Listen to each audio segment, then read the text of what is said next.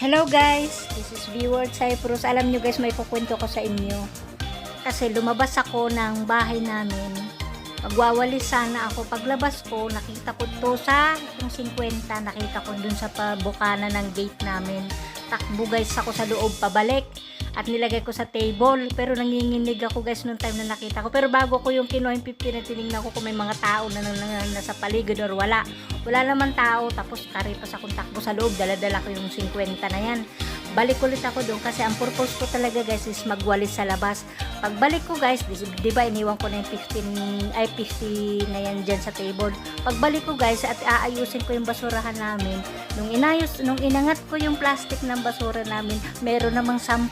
Kaya ang tuwa ko guys kasi sabi ko, oh my god, wala guys talaga akong pera nung time na yun. Tapos paglabas ko, gusto ko sabi ko, ang bait talaga ni Lord. Kasi walang-wala ka. Yung salitang God will provide, yun, totoo yun. Ayan guys, ipapakita ko sa inyo kung saan ko nakita.